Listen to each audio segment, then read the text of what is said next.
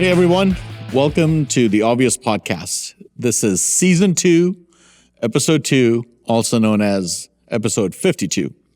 Wow, that's a lot of numbers. I'm glad I didn't screw that up. Right? Settle on something there soon. I'm Sonny Macon. I'm the CEO of ABC Florida East Coast. And I'm Peter Daiga, the president and CEO at ABC Florida East Coast. Happy Friday, but we got to tell them that these are our opinions. Oh, we have that. We have to. So you're completely watching or listening to the Obvious Podcast, where all opinions expressed are our own, and you're going to have to excuse us. We know it's Labor Day weekend. You know, the fall will in 3 months start in Florida. So yeah, a big patriotic weekend. Yep. You know, family celebrations, and pools, barbecues, whatnot, and official end of summer or whatever. So, but we had a really patriotic conversation we wanted to have today. So, but anyway, we also want to say if you love the show, we want to ask you to please subscribe on any major podcast platform or watch us in action on YouTube. We ask you to please follow the podcast on Instagram, X, or True Social. All the links you need are in the show notes. And please reach out to us if at any time you want to communicate with us at theobvious@abceastflorida.com. And if you're enjoying the ride, help others find us by leaving a review wherever you listen. So anyway. And that's also the email if you're interested in sponsoring. Yep, please. Right. So let us know. So yeah, happy holiday weekend. Happy Labor Day. A very patriotic subject. Yes, we do. It's as patriotic, it's as American as apple pie. Apple pie, and it's super interesting. So, and before you're out there guessing what it might be, I want to start with a quote. Go for it. From Saul Alinsky. If you don't know who he is, look great him up. American. Oh yeah, look him up. So he had a book called, or I don't know if it's a book or a pamphlet or whatever the hell it was, but it was called Rules for Radicals. I think it was a book. And in it, he says, accuse your opponent of what you are doing to create confusion and to inculcate voters against evidence of your own guilt. Wow. Now, the irony of this, first off, is that the left or people they're going to tell you what they're going to do. Yeah. I mean, right? It was in his book. It was in his Rules for Radicals. They don't hide it. Anyway, but what's the significance, do you think, Sonny, of why I wanted to read that with our topic matter of today, this patriotic topic matter? Accuse others of what you're doing. Well, considering our last few episodes, I think it's pretty obvious the way, and I hate to use the word community organizers, but the way community organizers and people on the ground, the way they promote their ideas, or not even promote their ideas, the way they hide the toxicity of their ideas is by just throwing them on the other side, right? And saying, no, that's what you do. That's exactly right. So, and our subject matter has kind of been in the news a lot lately. And those, should we keep them in suspense any longer? No, I think we can. It's a fascinating topic. Just hang in with us. We're going to not bore you with it. We don't want you to lose it when you hear what it is. Gerrymandering. So, all right. So gerrymandering has a historic, it was named after a I just learned this. It was named actually a governor of Massachusetts. Okay. Massachusetts, which will come up again in our conversation on gerrymandering. A guy named Elbridge Gerry. And it was coined in 1812 because he approved a redistricting plan that benefited his Democratic-Republican Party. I think the district looked like a salamander or something, and instead of salamander, they called it gerrymander. Because his name was Jerry. So, and actually, most history books and whatnot, or history Google searches will tell you, it had been going on long before that. But that kind of got its coin there. The nomenclature. It's as American as whatever. But the point of my Alinsky quote is, you never really got paid attention to it, only when Republicans are doing it successfully, as opposed to Democrats. Because you remember when it was, I think, a month or so ago that the entire the Democratic contingency out of Texas took off? Yeah. And left? Case in point. Yeah. So why was that a matter of national interest or devastating democracy? Well, because it was the Republicans doing it successfully, right? They're in control and in the majority, and they're using within the law the power that they have in order to strengthen their representation. Nothing new, right? We got some evidence of, where it's been done in the past. Nothing new. You're going to talk a little bit about Illinois and its state. I want to talk historically about Florida because, back in the 90s when the Republicans started to, for the first time in over 100 years since Reconstruction or the Civil War era, Democrats controlled politics in the state. They were gerrymandering for over 100 years. And I remember in the 90s, it was more of a conversation then. It's kind of faded from the conversation because it's now been 40 years of Republican control. Yeah. But at that time, they were doing the same thing. I remember, I lived through it, you know, when that Republican majority was now setting the maps. Yeah. And they were setting the maps that were stronger for them, you know. So explain to them how is that done? Like, how are maps set and why are they set the way they're set in this process? That's a great question, you know, because we've had many conversations, you and I, as well as this association, about political science, you know, and I use a catchy phrase of there's a reason they call it a science. Now, look, you know, there's other jokes on the other side of things that are much more scientific, you know, like take medicine, for example, and we joke about, well, that's why they call it practicing medicine, because, you know, it's not really scientific.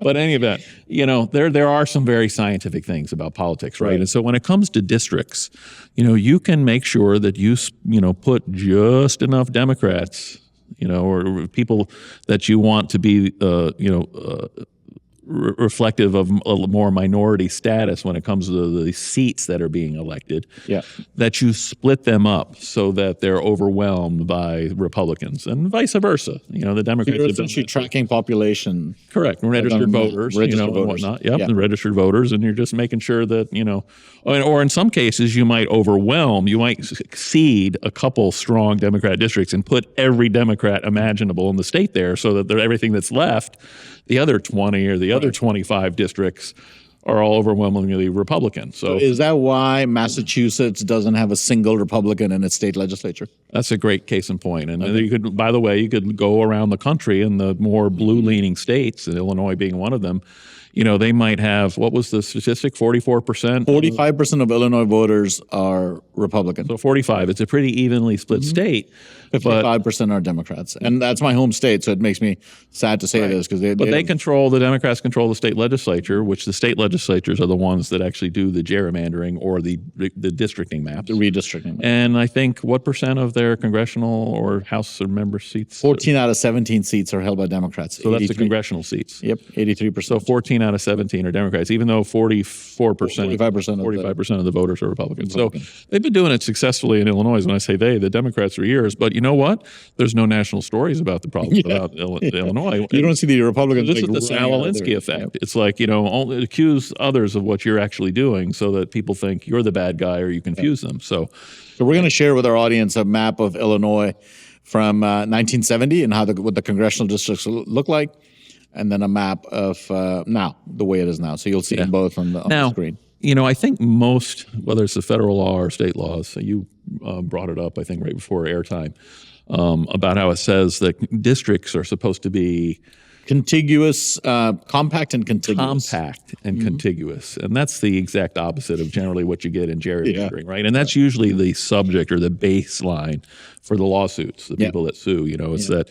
And quite frankly, I think most people hate gerrymandering on either side. Yeah. They agree with the idea of compact and contiguous districts, right? Yeah. I mean, if the idea is to represent the people and their interests, the district should be compact, you know, and not look like a salamander, you know, or a snake, or you know, going from like one Illinois district you pointed out was designed to represent district congressional 13. Yeah, they're catching two universities, so it's like this. So two college towns that tend to, you know, that tend to be liberal, and they're pulling them together to be super strong. So in any event, but to the point, this was in the news recently because of.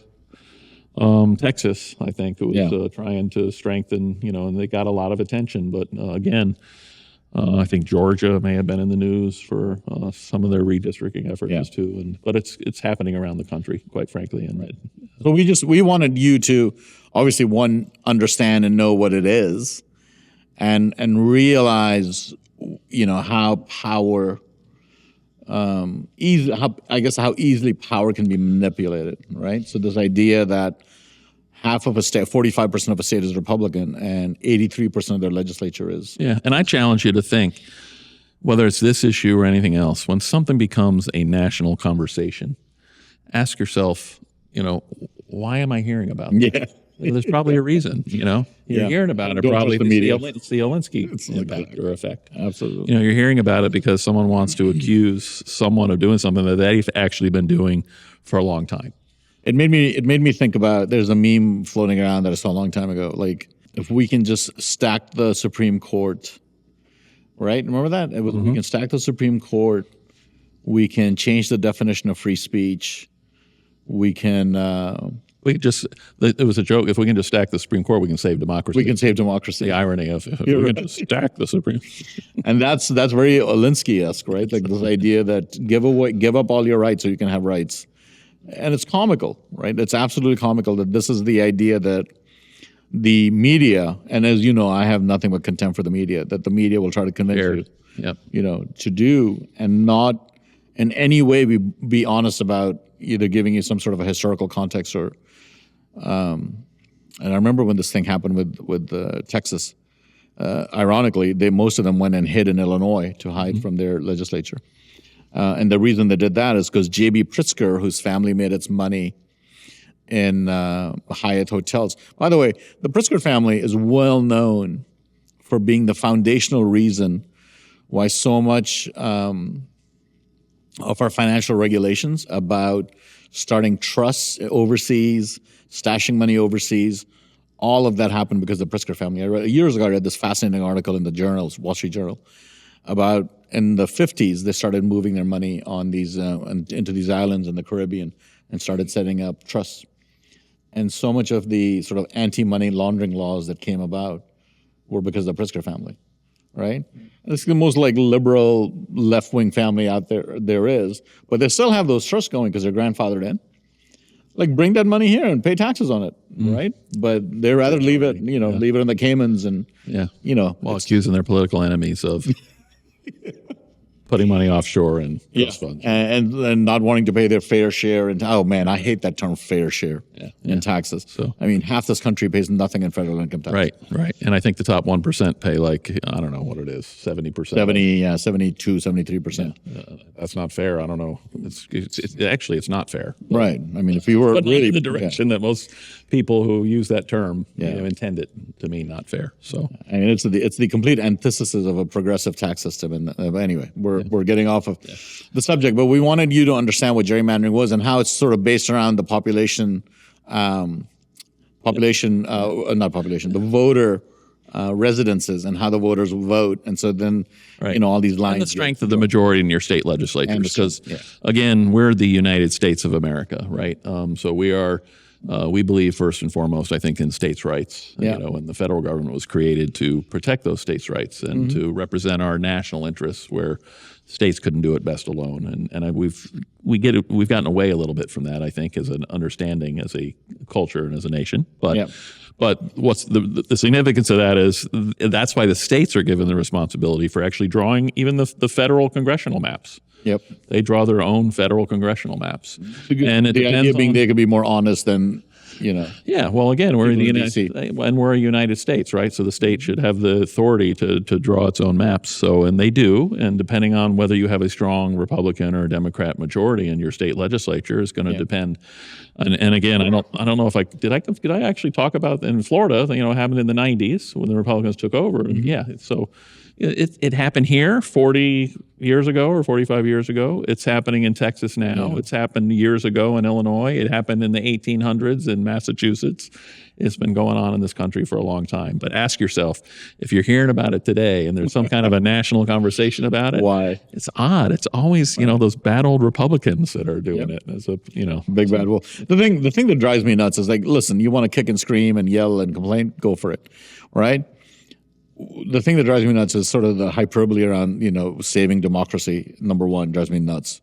Like everything is saving democracy. Number two is you literally leave the state. And that's a clear violation of your oath to your office. It's a clear violation of the role you're supposed to be in. Yeah. I'm sure there's some rules and laws in Texas that they're broken. And the fact that they're accepting free flights from the governor or whoever, it's just Beto. His PAC paid for the plane. Oh, so. Beto O'Rourke. How does that guy have a PAC? Like he hasn't won a race like ever, right? Other than I think he was in Congress, but keeps losing presidential and certainly governorship. And I think he lost a Senate race. Yeah, there's a too. little investigation going on into that now too, so it's good. It's yeah. I mean, it's been a Sunlight and anyway. We just wanted to give you sunlight is a great disinfectant. so, but I don't know. Saul Alinsky, it's like just accuse your enemies of what you're doing, man. And I think he was from Chicago, or he lived in Chicago for a while. Influenced a lot of the political class that came out of Chicago. Was To definitely your point about saving democracy, it's the same thing. Accuse the other people of destroying democracy. That's because that's what you're doing. exactly You're working behind the scenes to, stack the court or stifle free speech. And if you haven't seen our Glenn Greenwald episode, go see that. And that'll really open up your eyes. Right. Influence political elections using government agencies, so all these things actually destroying democracy. But while you're doing it, accuse your political opponent of actually doing it to confuse people. So, and then really ask yourself why. What's the end goal here? Mm-hmm. What are we trying to accomplish? Yeah. Right. I mean, is it really to destroy this country? Is it really to make it on par with the European socialist economy? Like, what's the goal? I think that's the question you have to ask. Happy Labor Day. So truly, actually, let's conclude by thanking all the hardworking people in our industry. Right? I mean, this Labor Day really is celebrating us, celebrating you, the trade professional, on the job site, who, again, I think I've mentioned in past episodes, it's always been a little pet peeve of mine that the coffee books in our industry are always about the architect, right? Yeah. And the architect, all he had to do was dream it. He just drew it, and drew it. But you all, the people in this industry, from the construction managers all the way down to the trade professionals, you're the ones that make that paper reality a true reality. You have to make the frames meet and everything be square, and so congratulations to you. You are the true celebration this weekend as we celebrate Labor Day in the United States. So absolutely, have a great Labor Day. Enjoy the weekend with your family, and thank you for enjoying watching our show and for your support of the show. And if you have any comments, please send us an email at theobvious@abceastflorida.com. We look forward to talking to you next time. Have a great holiday weekend. Take care. Ciao.